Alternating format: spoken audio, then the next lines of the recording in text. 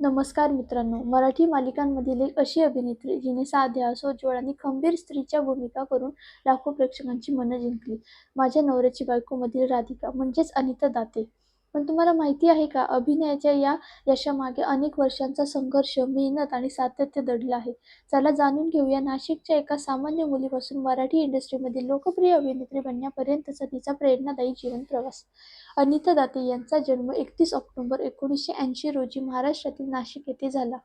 त्यांचे शालेय शिक्षण एम.ए.आर. शारदा कन्या विद्यालय, नाशिक येथे झाले. लहानपणापासूनच त्यांना अभिनय आणि नाटकांची आवड होती. ही आवड जोपासण्यासाठी त्यांनी पुणे विद्यापीठाच्या ललित कला केंद्रातून एम.ए. पदवी पूर्ण केली. या शिक्षणामुळे त्यांच्या अभिनयाला एक मजबूत पाया मिळाला.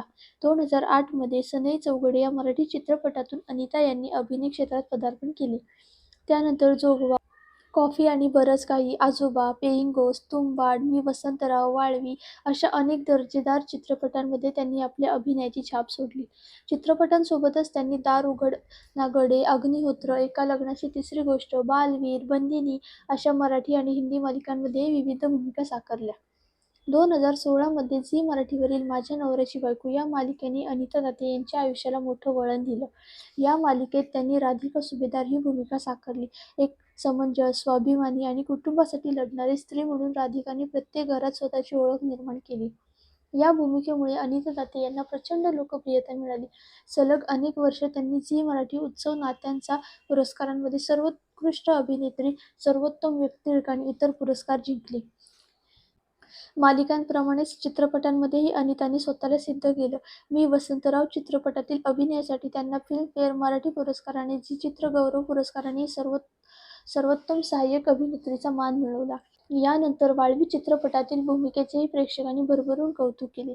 आज त्या मराठी चित्रपट आणि मालिकांमधील सर्वाधिक विश्वासार्ह अभिनेत्रींपैकी एक मानल्या जातात. अनिता यांनी 2008 मध्ये अभिनेता चिन्मय केळकर यांच्याशी विवाह केला. अभिनयासोबतच त्यांचे कौटुंबिक आयुष्यही तितकेच सुंदर आहे. सध्या त्या विविध मालिका, चित्रपट आणि रंगभूमीवर सक्रिय असून त्यांच्या प्रत्येक भूमिकेला प्रेक्षकांकडून भरभरून प्रेम मिळत आहे. साधेपणा, उत्कृष्ट अभिनय आणि मेहनतीच्या जोरावर अनिता दाते यांनी मराठी मनोरंजन विश्वात स्वतःचे वेगळे स्थान निर्माण केले आहे. मित्रांनो, तुम्हाला अनिता दाते यांची कोणती भूमिका सर्वात जास्त आवडते? राधिका की इतर कोणती? आम्हाला कमेंट करून नक्की सांगा.